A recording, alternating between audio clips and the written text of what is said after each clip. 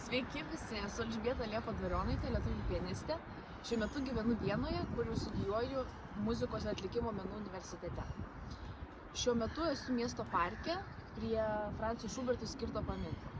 Esu be galo laiminga galėdama dalyvauti šiame konkurse, atvykti į Brėmeną ir patirti visą šią konkurso istoriją.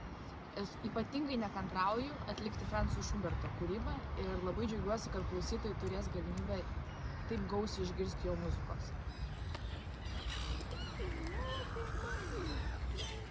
Dabar stoviu prie mūsų koncertų salės, kurioje visi pianistai groja kiekvienais metais savo egzaminus.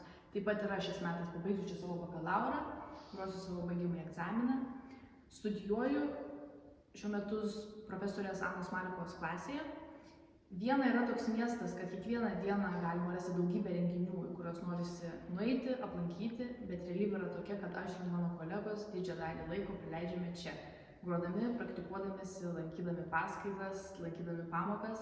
Tad ši vieta tikriausiai čia daugiau praleidžiu laiko negu namie Vienoje. Taip pat labai dažnai grįžtu namo į Lietuvą, į Vilnių, ne tik aplankyti savo šeimos, bet ir karts nuo karto surengti koncertus. Taip pat labai mėgstu atlikti lietuvišką muziką, tad be galo džiaugiuosi dar ir tuo, kad šiame konkurse ateinančiame ture kiekvienas dalyvis kažką pagros iš savo šalies, sukurto savo šalies kompozitoriaus.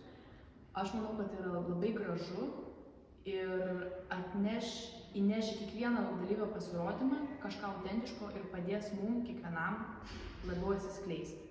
Tad dar kartą labai nekantrauju atvykti į Brėmeną, susipažinti su visais, dalyvauti šiame konkurse ir iki greito.